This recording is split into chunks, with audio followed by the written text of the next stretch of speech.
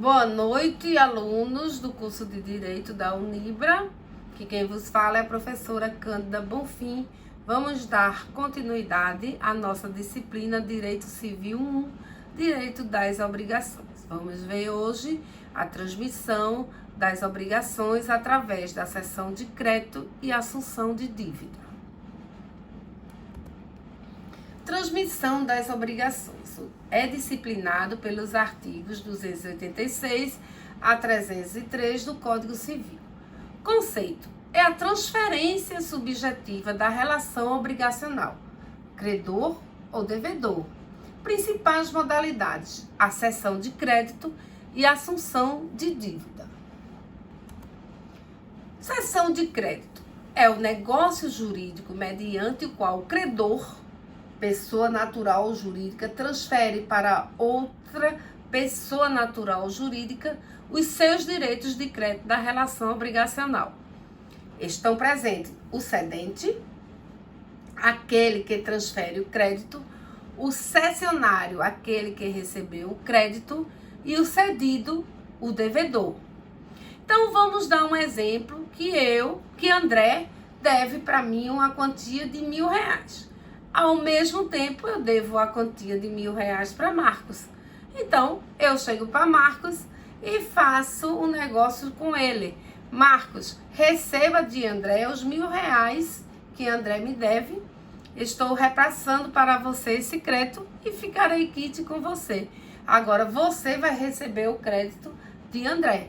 Então, eu sou a cedente porque cedi meu crédito a Marcos.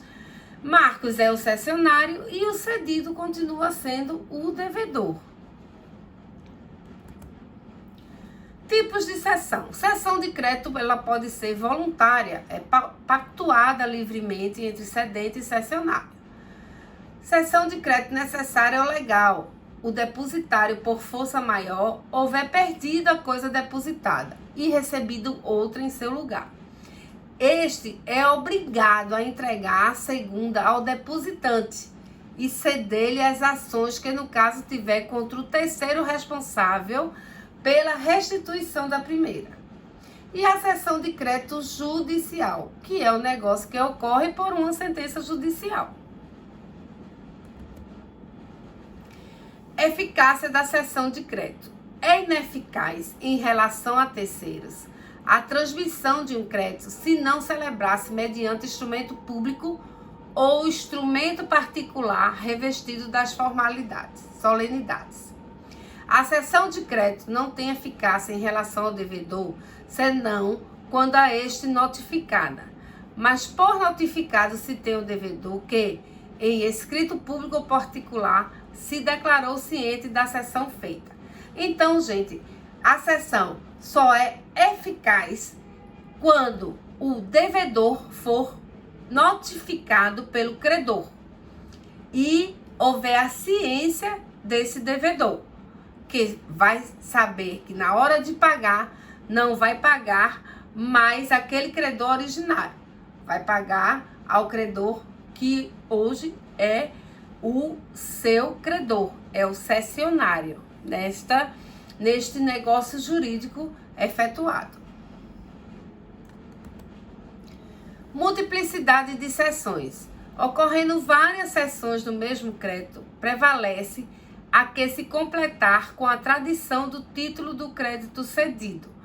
Multiplicidade de cessão, gente, ocorre quando eu começo a ceder esse crédito de um para outro. Eu cedo para João, João cede para Marcos, Marcos cede para José, José cede para Maria, Maria cede para Cândida, tá? Então, completa esse crédito quem mostrar a tradição, quem tiver em mãos o título de crédito cedido, tá? Então, o último da escala que tiver o título de crédito por instrumento público ou particular é aquele que vai receber o crédito do devedor. Eficácia do pagamento. Fica desobrigado o devedor que, antes de ter conhecimento da cessão, paga ao credor primitivo, ou que, no caso de mais de uma cessão notificada, paga ao cessionário que lhe apresentar com o título de cessão o da obrigação cedida. Quando o crédito constar de escritura pública, prevalecerá a prioridade da notificação. Então, o devedor que pagar ao credor primitivo, antes mesmo de ter conhecimento da cessão, ele está quite, foi eficaz o pagamento. Quando paga também ao cessionário que tenha o título de cessão, também haverá eficácia do pagamento, ou quando constar na escritura pública, prevalecendo então a notificação de quem o devedor deve pagar, a quem o devedor deve pagar, na verdade. Atos conservatórios. Independente do conhecimento da cessão pelo devedor, pode o cessionário exercer os atos conservatórios do seu direito cedido. Ou seja, o cessionário que recebeu o crédito para receber do devedor, ele pode fazer qualquer coisa para defender aquela dívida que ele tem com o devedor. Inclusive, recorrer ao judiciário, se for preciso, para receber a dívida do devedor, que foi cedida pelo credor primitivo. Oposição de exceções pelo devedor. O devedor pode, gente, opor aos cessionários as exceções que lhe competirem, bem como as que, no momento em que veio a ter conhecimento da cessão, tinha contra o cedente. Por exemplo, pode alegar em juízo que ele já pagou ao cedente, o cedente primitivo. Cessão onerosa. Na cessão por título oneroso, o cedente, ainda que não se responsabilize, fica responsável ao cessionário pela existência do crédito, ao tempo em que ele cedeu. A mesma responsabilidade lhe cabe nas cessões por título gratuito, se tiver procedido de má-fé.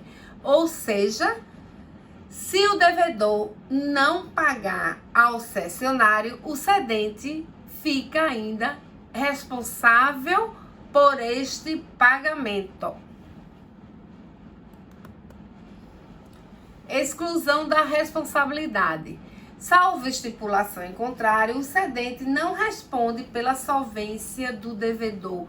O que é solvência do devedor, gente, é se o devedor é um quanto mais pagador das suas dívidas, certo? Então, uma pessoa que é solvente é aquela que paga as suas dívidas.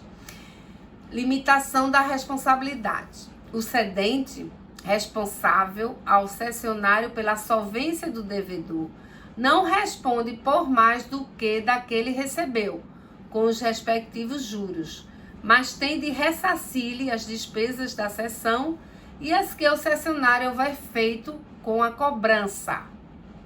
Essa é uma limitação imposta à questão do cedente. Indisponibilidade do crédito. O crédito, uma vez penhorado, não pode mais ser transferido pelo credor que tiver conhecimento da penhora, mas o devedor que o pagar, não tendo notificado dela, fica exonerado, subsistindo somente quanto ao credor os direitos de terceiro. O que é que acontece? Esse crédito que ele tinha para receber foi penhorado e o devedor não teve conhecimento, pagou ao credor, ao primitivo. Então, o devedor está quite, certo? Continua a penhora contra o credor.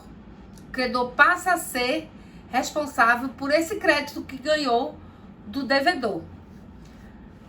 Bom, temos por base o assunto que acabamos de ver, os artigos 286 a 298. Assunção da dívida.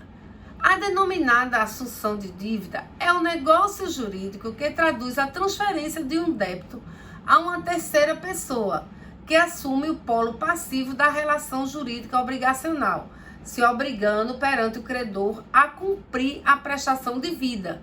Agora é o contrário. Agora a substituição, a transferência é do devedor. Requisitos: são requisitos do Instituto Jurídico da Assunção de Dívida. Consentimento expresso do credor da assunção da dívida por terceiro.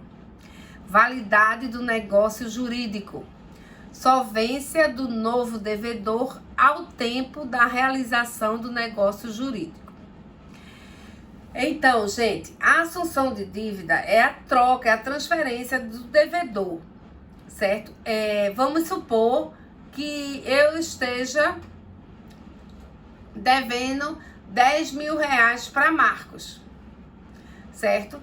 E vem João e diz para mim, olha, eu vou assumir tua dívida, certo?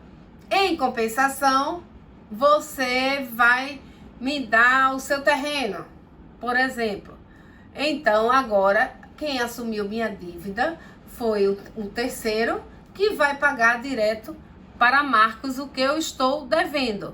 Só que para isso, Marcos tem que aceitar a substituição do devedor e tem que analisar se esse devedor é solvente, ou seja, se ele costuma realmente pagar as suas dívidas, que é fácil consultar hoje nos órgãos de proteção ao consumidor, né?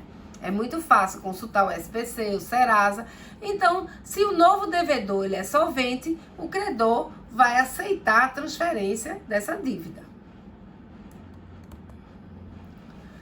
Cessão de contrato é a cessão dos polos ativos e passivos da relação jurídica obrigacional. Garantias especiais. Salvo assentimento expresso do devedor primitivo, considera-se extintas, a partir da assunção da dívida, as garantias especiais por ele originalmente dadas ao credor. Então, salvo assentimento expresso do devedor primitivo, consideram-se extintas aquelas cláusulas especiais que o devedor originalmente combinou com o credor, quando há cessão de contrato.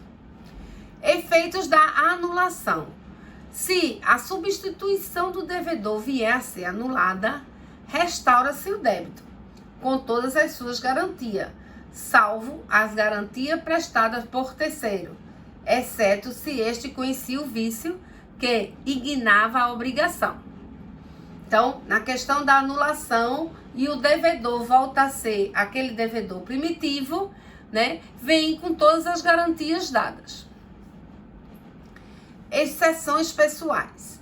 O novo devedor não pode opor ao credor as exceções pessoais que competiam ao devedor primitivo. O adquirente do imóvel hipotecado pode tomar a seu cargo o pagamento do crédito garantido